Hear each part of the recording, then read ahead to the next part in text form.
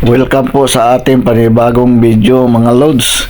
Nandito po nakabili po ako ng GoPro Hero Session. Ito po ang gadgets na magandang gamitin sa mga vlog, lalo na pag mag-video ka na hindi magpahalata. Pwede mo siya itago-tago kung saan mo ilagay na hindi ka malata sa binidyohan mo. Ang nakaganda dito kasi maliit siya. Ang gawin mo lang nito, kailangan nakakunik po to sa cellphone mo para pag mag-video ka, naka-play doon sa cellphone mo, pwede mo i-record. Doon ka na mag-edit sa cellphone mo. May apps po para makunik mo siya. Oo, kailangan mo mag-upload ng apps para makunik sa cellphone mo. Ang kailangan mo nito, memory lang. Yan, ang memory nito nasa gilid lang siya.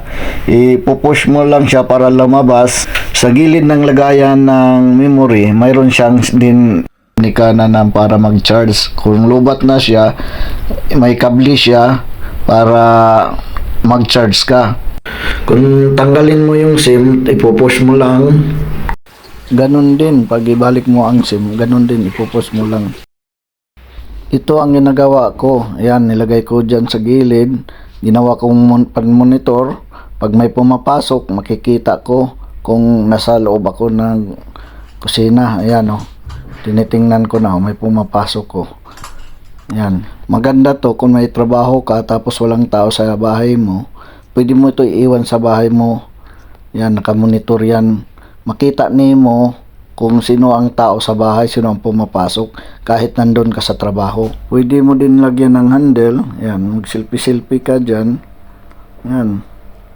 Easy-easy lang, hindi na ka magdala-dala cellphone. Ako, kay mahilig man ko mag-scooter, ginagawaan ko din to ng paraan para malagay sa helmet. Yan. Nilalagay ko sa helmet para magamit ko pag ako mag-scooter. Tingnan nyo guys. Thank you, hanggang sa muli. Bye bye.